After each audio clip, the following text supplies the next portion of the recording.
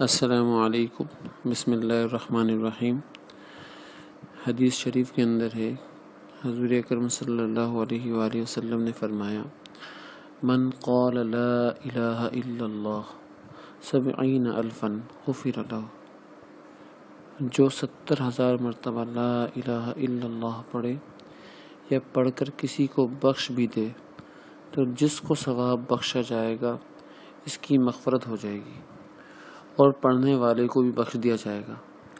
اس پر محدث اعظم ملا علی قاری رحمۃ اللہ علیہ نے مشکات کی شرح میں لکھا ہے کہ شیخ محی الدین ابن عربی رحمۃ اللہ علیہ کی دسترخوان پر ایک نوجوان آیا جو اس زمانے کا ولی اللہ تھا۔ بعض بندوں کو اللہ تعالیٰ جوانی میں ولی اللہ بنا دیتے ہیں، اپنا دوست بنا لیتے ہیں۔ اس کو بھی اللہ کی ذات نے جوانی میں اپنا دوست بنا لیا تھا اور یہ اپنے کشف کے اعتبار سے بہت مشہور تھا۔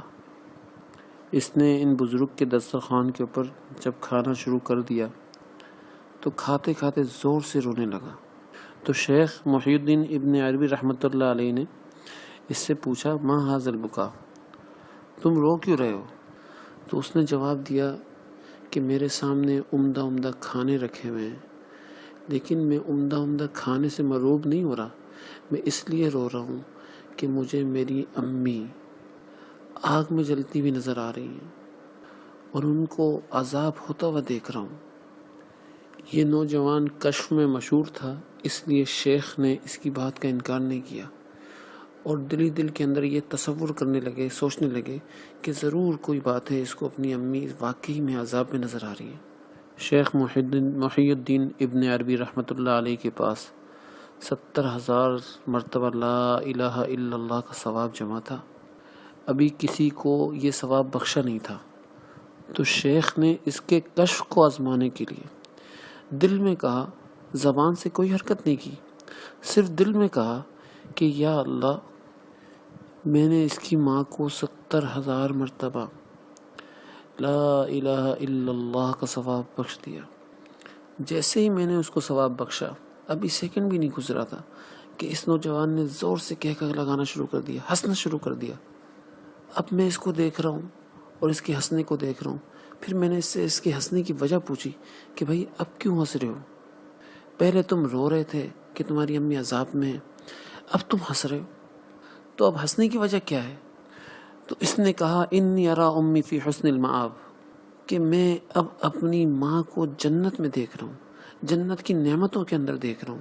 تو شیخ محی الدین رحمۃ اللہ علیہ فرماتے ہیں کہ اس کے کشف سے میرا اس حدیث کی صحت پر یقین اور بڑھ گیا، اور حدیث کی صحت سے اس کے کشف پر بھی یقین بڑھ گیا کہ واقعی کے اندر اللہ تعالیٰ کی ذات کا ولی ہے یہ اور صاحب کشف ہے۔ یہ ہے 70,000 کلمہ پڑھنے کی برکت اور کسی کو ثواب پہنچانے کی برکت، کہ اللہ کی ذات نے جیسے ہی ثواب اس کی ماں کو پہنچا، اللہ کی ذات نے اس کی مغفرت فرما دی اور اس کو جنت میں داخل فرما دیا۔ بزرگان دین فرمایا کرتے تھے کہ کلمہ پڑھنے کا سب سے آسان طریقہ یہ ہے کہ روزانہ بندہ 5 تسبیح لا الہ الا اللہ کی پڑھ لے اور 8-10 دفعہ لا الہ الا اللہ پڑھنے کے بعد درمیان میں محمد رسول اللہ صلی اللہ علیہ وسلم پڑھ کر کلمہ پورا کر لے، تو روزانہ لا الہ الا اللہ کی 5 تسبیح پڑھنے سے 5 مہینے میں 75,000 مرتبہ کلمہ پورا ہوگا۔ اب اس کلمے کا ثواب اپنے کسی رشتہ دار کو، مثلا ابا کو، والدہ کو، دادا کو، دادی کو، نانا کو، نانی کو، یا کوئی بھی XYZ رشتہ دار ہو، اس کو اس کلمے کا ثواب بخشا جا سکتا ہے۔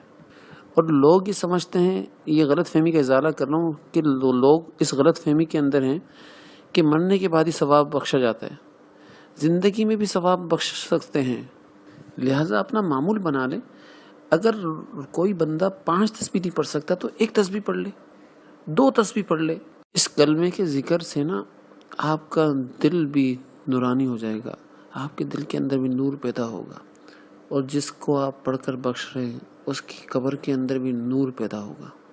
اللہ کی ذات سے دعا ہے کہ اللہ ہمیں کلمے کا ذکر کرنے والا بنائے اور کلمے کے اوپر عمل کرنے والا بنائے۔ کلمے کی جو تقاضا ہے اس تقاضے کے اوپر چلنے والا بنائے۔